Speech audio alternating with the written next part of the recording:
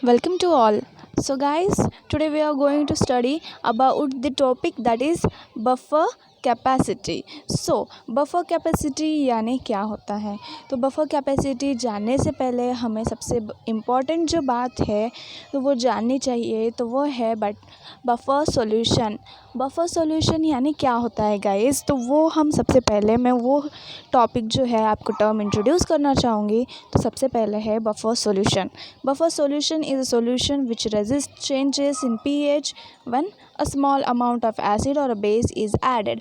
इसका मतलब ये है गाइस, बफर सॉल्यूशन ये एक ऐसा सॉल्यूशन है जिसमें एक ऐसे सॉल्यूशन है जिसमें स्पेसिफिक अमाउंट में आप एसिड या फिर बेस ऐड करते हो तो उसकी जो pH चेंजेस ऑकर होंगी, जो रिएक्शन होंगी जिसकी वजह से pH चेंजेस होंगे, उसको उस pH चेंज को रेजिस्ट करेगा जो हमारा सॉल्यूशन है, तो वो है बफर सॉल्यूशन. उस रेजिस्टिविटी, उस रेजिस्टेंस, उस pH के चेंज को जो रेजिस्ट करता है सॉल्यूशन, उस सॉल्यूशन को हम बोलेंगे buffer solution. Okay, then it can be also explained in the other way, that is buffer solution is an aqueous solution consisting of a mixture of a weak acid and its conjugate base. Okay, so ऐसा होता है buffer solution. तो बढ़ते हैं buffer capacity की ओर. Buffer capacity यानी क्या होता है. बफर कैपेसिटी यानी उसका एक छोटा सा डेफिनेशन बोल सकते हो या फिर एक फार्मूला भी बोल सकते हो, उस तरह से यहाँ पर दिया है. वो है, it is defined as the moles of an acid और base necessary to change the pH of solution by 1 divided by the pH change and the volume of buffer in liters. इसका मतलब ये है गाइस कि number of moles of acid और base which are added to the solution divided by pH change into volume of buffer in litres. तो यही है बोल के ये एक छोटा सा फार्मूला है उसका. तो बफर कैपेसिटी को अगर जानना है तो हम बढ़ते हैं और आगे, जिसमें हम बफर कैपेसिटी को अच्छे से जान पाए. तो सामने चलते ही आपको और एक डेफिनेशन मिल सकती है बफर कैपेसिटी की, जो है the buffer capacity of a buffer solution is a measure of an acid or a base that can be added to a buffer without causing a large change in pH. इसका मतलब क्या है, एक specific amount of acid या फिर base जो आप buffer solution में डालते हो, जिसके वजह से रिएक्शंस होकर कुछ pH चेंजेस होते हैं, बट उस pH चेंज को रेजिस्ट करता है हमारा बफर सॉल्यूशन. और हमारे बफर सॉल्यूशन जो pH चेंज को रेजिस्ट करता है, उस रेजिस्टिविटी पावर को हम बोलते हैं, उस रेजिस्टिविटी कैपेसिटी को हम बोलते हैं बफर कैपेसिटी. वही है the resisting power of buffer solution towards the pH is our buffer capacity. वही है गाइस, बस. Then the buffering capacity increases with increasing absolute concentration of the buffer components. इसका मतलब ये है कि जो buffering capacity है वो बढ़ती है, तब बढ़ेगी जब बफर कंपोनेंट्स का कॉन्सेंट्रेशन बढ़ेगा. अगर बफर कंपोनेंट्स का कॉन्सेंट्रेशन हाई होता है तो बफरिंग कैपेसिटी भी हाई होती है. ओके, ये डायरेक्टली प्रोपोर्शनल है. Then continuing towards the next point, that is buffer capacity represented by beta may also define as the ratio of the increment amount added of strong acid or a base to the small change in pH, that is delta pH, brought about by this addition. जैसे कि आपको यहाँ पर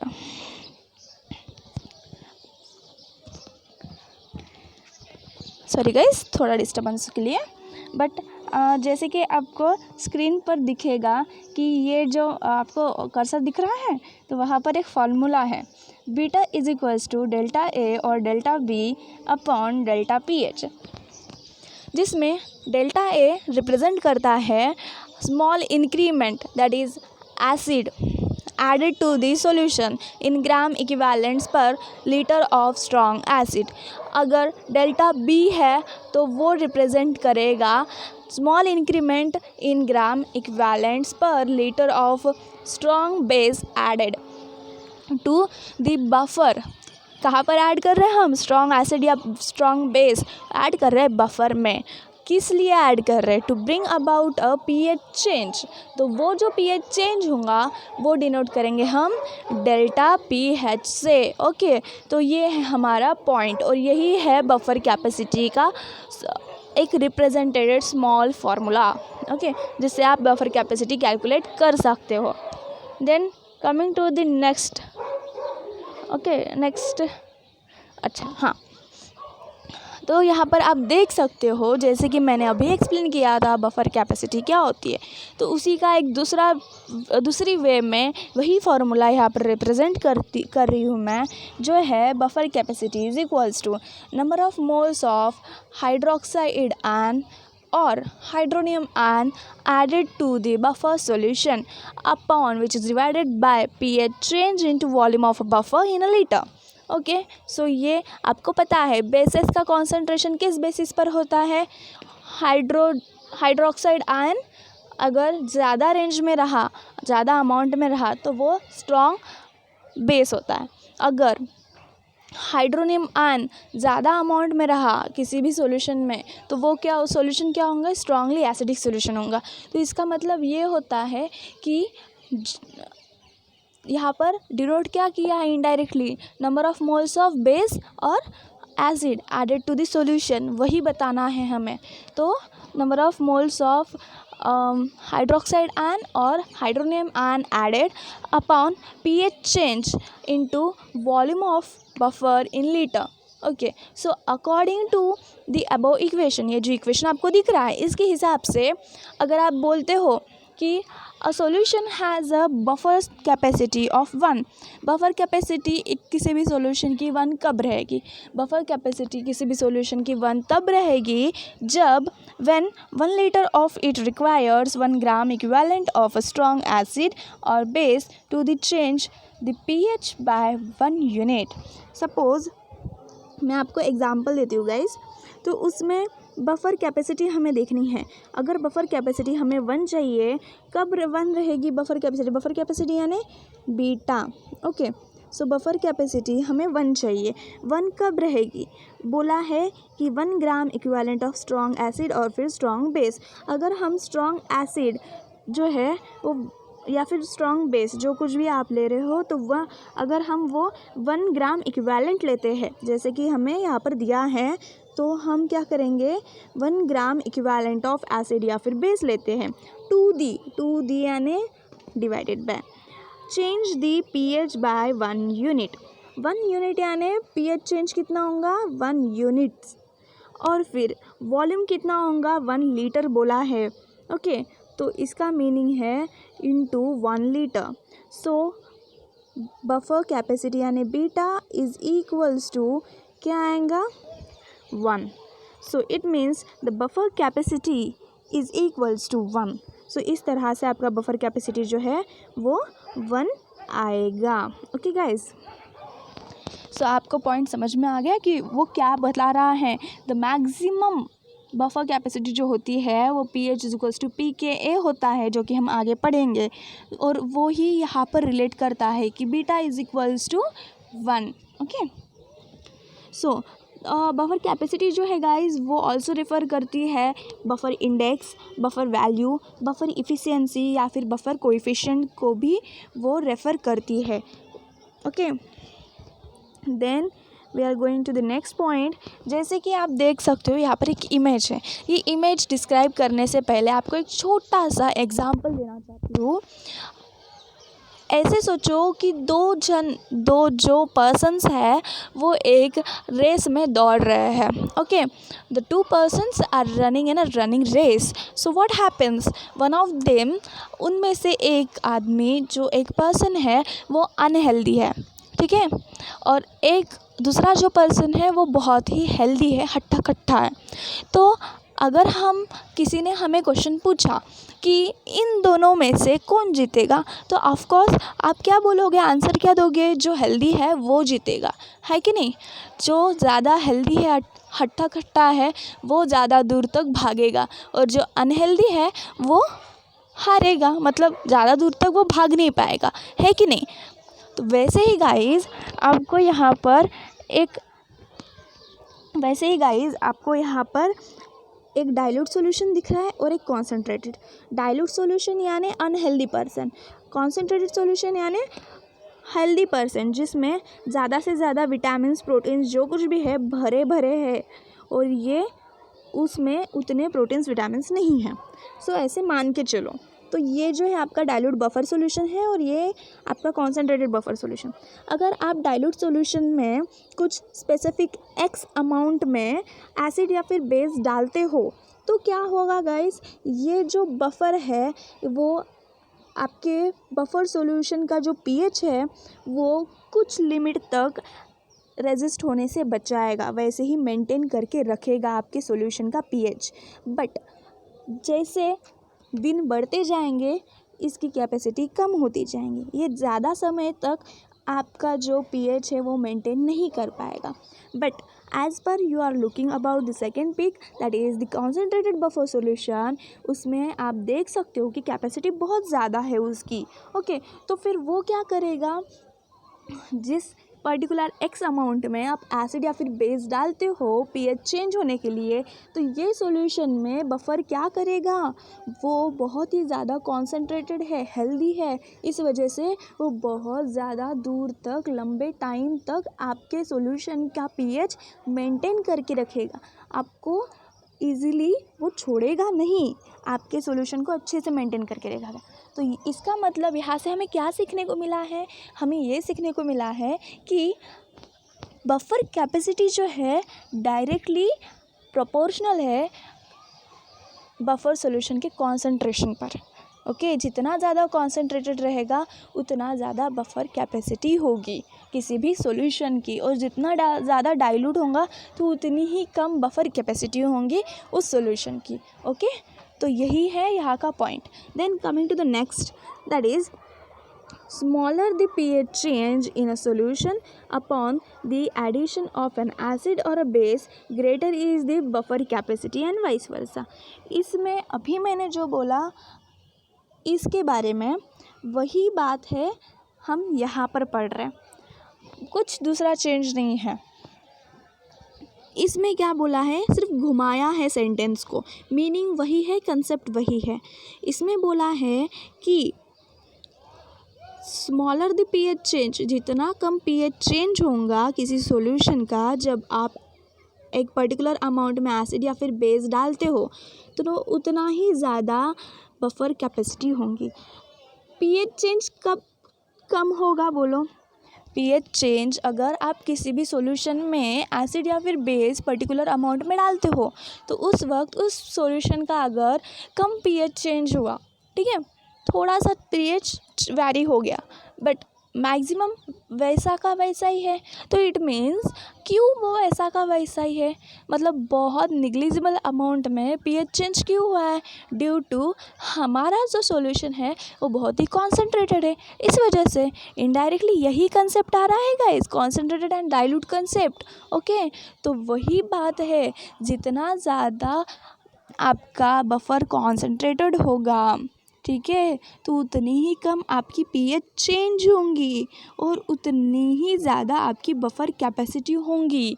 सभी point एक ही ऊपर आता है, वो है बफर का कॉन्सेंट्रेशन, और इसे आपको एमसीक्यू में भी पूछ सकते हैं, इसलिए मैंने यहाँ पर स्टार मार्क दिया है गाइस, पॉइंट नोट कर लीजिएगा अच्छे से। Okay, then coming to the next point, the buffer capacity depends essentially on two factors. पहला तो है ratio of salt to acid और base, and the second is total buffer concentration. Ratio of salt to acid और a base मतलब क्या होता है कि आपको हैंडरसन-हसल-बैच इक्वेशन पता है, तो हैंडरसन-हसल-बैच इक्वेशन यानी क्या होता है कि बफर की जो कैपेसिटी है हम उससे देखते हैं, ठीक है, कैलकुलेट करते हैं। हैंडरसन-हसल-बैच ने क्या बताया था कि pH is equals to pKa plus log of concentrated acid upon concentrated HA। Okay, तो ये बताया है हमारे हेंडरसन हसलबैच सर ने। ओके, तो उन्हीं के हिसाब से चलते हैं। अगर हम when the ratio is buffer capacity is optimal, when the ratio is 1:1, अगर हम concentration of A is equals to 1 लेते हैं और concentration of HA is equals to 1 लेते हैं, तो मतलब रेशियो कितना आया 1:1। तो अगर हम इस वैल्यू को हेंडरसन हसलबैच की इक्वेशन में डालते हैं तो क्या होगा, pH is equals to pKa होगा, है कि नहीं। तो वही बताया है पर कि pH is equals to pKa। Okay, then the second point is total buffer concentration. Okay, तो टोटल बफर कॉन्सेंट्रेशन मतलब क्या है, यही बोला है कि ज़्यादा कॉन्सेंट्रेटेड आपका सॉल्यूशन होगा तो उतना ही ज़्यादा आपको आपके एसिड और बेसिस लगेंगे उस सॉल्यूशन का पीएच चेंज करने के लिए, है कि नहीं, उस बफर का पीएच चेंज करने के लिए। जैसे कि आपको दिखाया है यहाँ पर कि 0.5 मोलार बफर का पीएच चेंज करने के लिए इस बफर के पीएच को पूरा डिप्लीट करने के लिए आपको ज़्यादा से ज़्यादा एसिड और बेस लगेंगे, बल्कि 0.05 मोलार बफर के लिए उतने ज़्यादा नहीं लगेंगे क्योंकि ये ज़्यादा कॉन्सेंट्रेटेड नहीं है comparison to this one. Okay, so यही बताया टोटल बफर कॉन्सेंट्रेशन, बफर का जितना कॉन्सेंट्रेशन होगा उसके हिसाब से आपको एसिड और बेस लगेंगे। Then Koppel, Spiro and Van Slyke equation. Koppel, Spiro and Van Slyke equation. तो वैन साइल्की ने डेवलप किया है एक एक्स्ट्रा कैलकुलेशन, जिसमें एक इजी सा कैलकुलेशन है, जिसमें उन्होंने बोला है beta is equals to 2.3 total concentration of buffer into Ka and concentration of hydronium ion upon Ka plus hydronium ion concentration square, जिसमें C is equals to total buffer concentration है, मतलब sum of the molar concentration of acid and the salt. Okay, then Ka क्या denote करता है, dissociation constant denote करता है। देन hydronium ion क्या डिनोट करता है,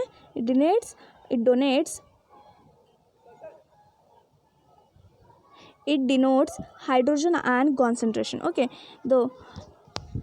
the equation permits the calculation of the buffer capacity। मैंने अभी बोला है कैलकुलेशन ऑफ बफर कैपेसिटी कर सकते हैं हम at any hydrogen ion concentration, किसी भी हाइड्रोजन आयन कॉन्सेंट्रेशन पे आप बफर कैपेसिटी का कैलकुलेशन इजीली कर सकते हो। That is when no acid और a base has been added to the buffer. जब आप कोई भी एसिड या फिर बेस बफर में ऐड नहीं करते हो तब भी आप बफर कैपेसिटी मेजर कर सकते हो वाया दिस इक्वेशन। ओके, तो देखते हैं यानी क्या है बफर कैपेसिटी मैक्सिमम कब होती है। बफर कैपेसिटी मैक्सिमम तब होती है जब pKa is equals to pH, मतलब pH is equals to pKa होता है, या फिर hydronium ion concentration is equals to Ka। जैसे कि हमें यहाँ पर बोला है hydrogen ion concentration is equals to Ka, तो हम क्या करेंगे, beta max and buffer capacity maximum is equals to Koppel law से हम जाएंगे, कोपेल्स इक्वेशन के तरह से। तो उन्होंने बोला 2.303 into total buffer concentration into Ka is equals to H3O plus. So यहाँ पर क्या है, Ka इंटू H3O प्लस, सो क्या होगा, स्क्वायर होगा। फिर Ka is equals to H3O plus, so Ka plus H3O, so मतलब 2K मतलब 2H3O, सो उसका स्क्वायर, है कि नहीं। सो आपको जो वैल्यू मिलेंगी तो वो आपका बफर कैपेसिटी का जो मैक्सिमम वैल्यू होंगी तो वो ये है, where C is total buffer concentration. Okay, then यहाँ पर आपको एक ग्राफ दिख रहा है जो कि प्लॉट किया है buffer capacity versus pH। X scale पे आपको pH दिख रहा है, वाई स्केल पे आपको बफर कैपेसिटी दिख रही है। जैसे जैसे आप एसिड या फिर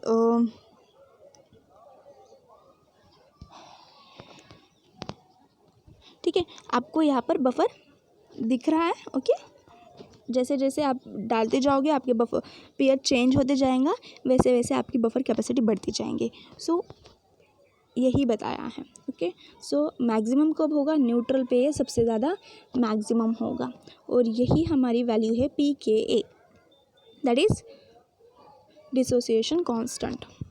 then importance of buffer pharmaceutical buffers जो होते हैं, बफर क्यों इम्पॉर्टेंट है, हमें किसी भी इसका पीएच चेक करने के लिए बफर इम्पॉर्टेंट होता है।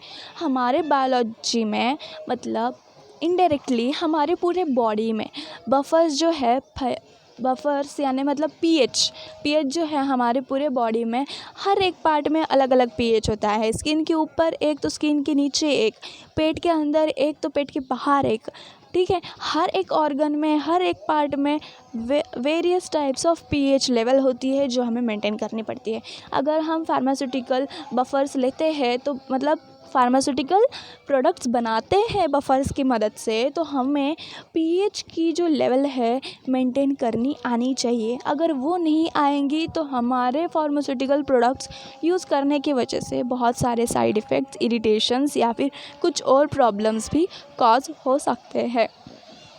And to ignore those problems we have to know about the buffers, and here are the pharmaceutical buffers। तो वहाँ पर हम देखते हैं buffer solutions are used frequently in pharmaceutical practice, particularly in the formulation of ophthalmic solution। ophthalmic solution में बोला है, ठीक है, पर्टिकुलरली फार्मास्यूटिकल प्रैक्टिस में यूज़ किया जाता है बफर सॉल्यूशन को। हाँ, हम यूज़ कर रहे हैं particularly in the formulation of ophthalmic solutions. Particularly उन्होंने ना ऑप्थेल्मिक सॉल्यूशन बोला। ऑप्थेल्मिक सॉल्यूशन यानी क्या, ईयर्स के जो ईयर ड्रॉप्स आते हैं, आई ड्रॉप्स आते हैं, है कि नहीं। तो जैसे कि आप आई ड्रॉप्स समझ लो, आई ड्रॉप्स का एग्जांपल दे रही हूँ मैं आपको यहाँ पर। आई कितना सेंसिटिव पार्ट है आपके पूरे बॉडी का, ठीक है। जब आप आइस पर थोड़ी सी भी उंगली ऐसे रख देते हो, लग जाती है तो बहुत पेन होता है, बहुत इरिटेशन कॉज होती है, पानी निकलता है अपने आँखों से, है कि नहीं। और छोटा सा एक कचरा भी चला जाए, थोड़ी सी धूल मिट्टी का एक छोटा सा पार्टिकल भी चला जाए तो भी बहुत इरिटेशन होता है, लाल लाल हो जाता है कि नहीं। तो मतलब इसका मतलब वही है कि वहाँ पर जो पीएच रेंज है वो डिफरेंस हो रहा है, आपका पार्टिकल वो इतना सेंसिटिव होता है। अगर आप वही एसिडिक कुछ थिंग होगी तो वो अगर आप इसमें डाल देते हो तो इसका मतलब ये होता है कि आपके आइज़ को इरिटेशन कॉज हो रहा है।